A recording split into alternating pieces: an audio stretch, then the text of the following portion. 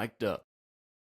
Welcome, everybody. I'm John Reger, PGA MIC'D UP Broadcaster, and host of this segment called Wild Bills Golf Weather, coming to you from the Sea Dog Brewing Company, St. Augustine Studio, and the Backyard Golf Association in Gainesville, Florida. This week, it's the RBC Heritage on the PGA Tour. Not only will we hear about the weather forecast, which always does play an integral part of the tournament outcome, we will also include some banter about the Plaid Nation and the firing of the cannon. Now it's time for the man who has so much energy, he can make a cup of coffee nervous, Wild Bill Storoe, for his take on this week's weather on the PGA Tour. Woohoo! How you doing there, Coach? Ha ha! The RBC Heritage. Or some would call it the RBC Invitational. This elite PGA Tour signature event moves up to South Carolina to the Harbortown Golf Links on Hilton Head Island. Surprisingly, I learned that Hilton Head Island is the second largest barrier island, but more specifically, Hilton Head Island is part of the Sea Islands, which are characterized as short, wider barrier islands that formed during the Ice Age, John. Hilton Head Island is actually 12 miles long and 5 miles wide, a very distinct difference from the longer, much narrower barrier islands found in North Carolina. And a 12-mile long island means 12 miles of beaches. These beaches, the wide island base of the island, and the extensive tidal marches throughout the island serve as a protective barrier for the mainland of South Carolina. Now, springtime in Hilton Head Island is considered to be one of the best times to be there, and this week's weather will not disappoint. As this week's PGA Tour moves up to Hilton Head Island, our elite players are going to take on a very challenging course with narrow fairways, large overhanging trees, and very small Bermuda and POA greens. That, coupled with a very strategic layout designed by Pete Dye and Jack Nicklaus, this course is not for the bombers. And with the weather this week, they're going to have at the RBC and these very small greens in this dry weather, their greens are going to be faster than expected, and they're going to require a lot of precision. So as our players move into Thursday on the first day, we're going to see sunshine. Sunshine to the right, sunshine to the left, sunshine on my shoulders. There's going to be sunshine everywhere, and the players are going to start the morning in the low 70s, moving to the high 70s, and back to the low 70s by dinner time. Not a cloud in the sky. And did I mention the sunshine? Oh, and no rain, just sunshine.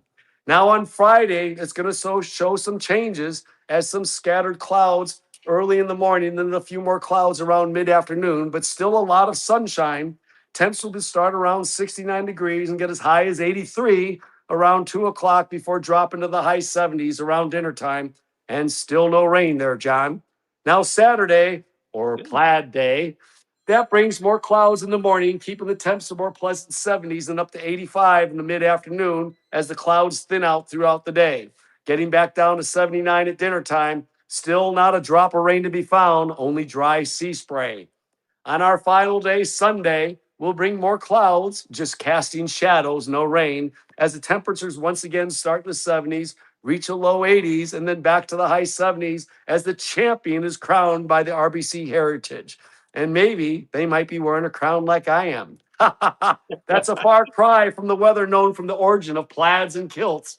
They might want to trade in those plaid jackets for some swim shorts. What do you think there, John?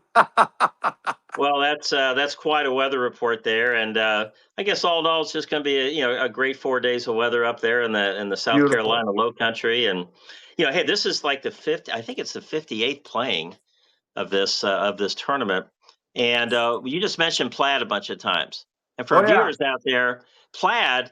It's called tartan plaid. We don't qualify with our plaid. I don't think this is tartan plaid. You know, you got it red there.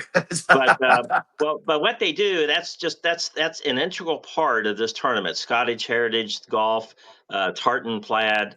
The winner of the tournament, just like last week, the Masters got the green jacket. They get a plaid jacket. They get to do that, and very interesting. And I know I was scrambling around. This is the best plaid I got, and we're probably, this is probably a warring clan of the tartans or whatever when, when that happened back in, Mel Gibson, Freedom 1580 or something. Are you wearing your But kilt? also, I see that you've got a plaid shirt on. I'm not sure that qualifies either. That looks like more like Iowa farmhand than it does Scottish plaid. But we'll go with it. It's the That's pretty spirit of it plaid. all. It's the spirit. Now, I'm not sure why you're wearing a crown. They Well, don't because crown. in Scotland they had kings, Well, and they this is do. the They still RBC do because they Heritage. have King Charles, right? So I guess that's appropriate. Yep, Hey, it may be a great idea for this tournament committee to give a crown away too with the plaid jacket. I think they Plus, need to turn the trophy into a crown. I can only come up with a plaid cup, which is very That is close to a close. tartan plaid. So I Are could you come wearing up with that. Are you wearing a kilt today, John? Uh, well, that's the beauty of doing these podcasts because, we only can show from the waist up a little bit. So we don't know what's going on down there. Hey, let's shift gears to the firing of the cannon.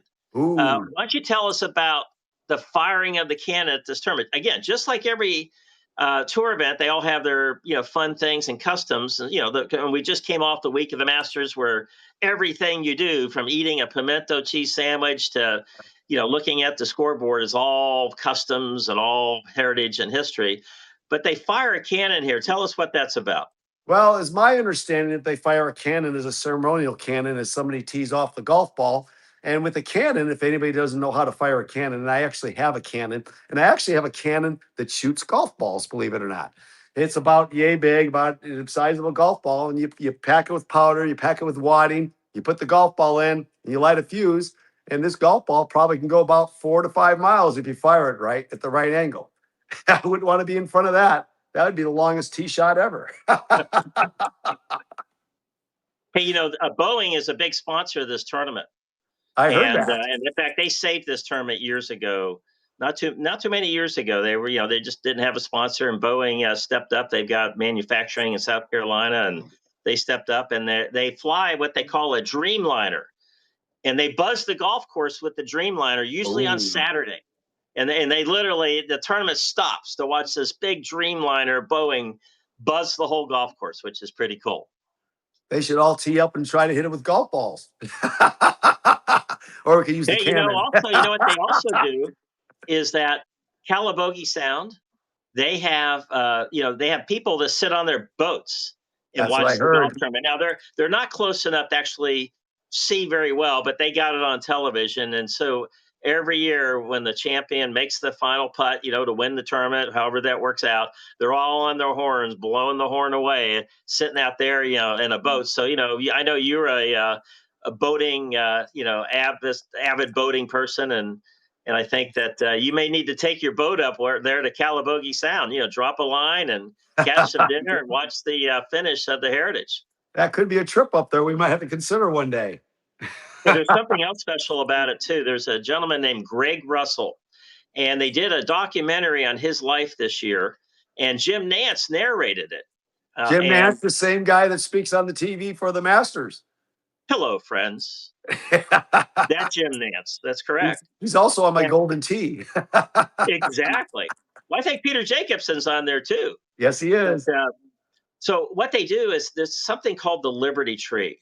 Okay, and Mhm. when you watch this tournament, you're there in person. If you watch it, there's a lighthouse right there. Hilton Head's very famous for that. There's a little harbor there, and all the yachts are in there, and you got the lighthouse. But nearby is called the Liberty Tree. This is giant oak tree, hundreds of years old. And Greg Russell, he's a musician, and he's been playing under that tree. I believe it's like Memorial Day to Labor Day or something, because a lot of Bagpipes. families come up there to vacation. And he plays a guitar, very family Oh, guitar, friendly right. song, and this and that and the other. And he's just world famous. Anywhere that people travel around, if they've ever been to Hilton Head, they know Greg Russell, and they did a nice documentary on him.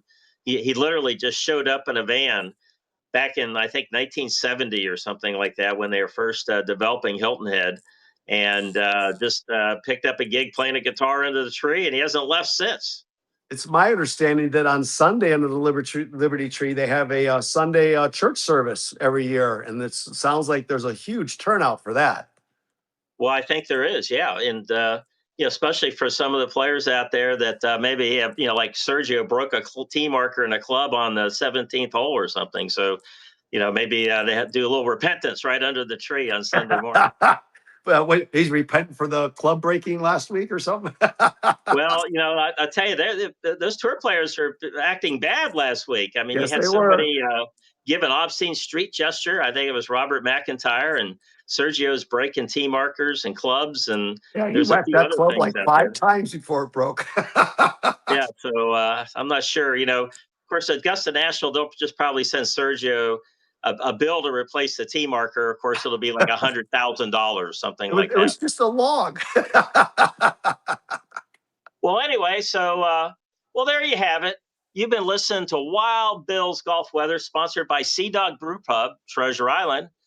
For On the Tee, Florida, I'm your host, MIC'D UP Broadcaster John Reger, PGA.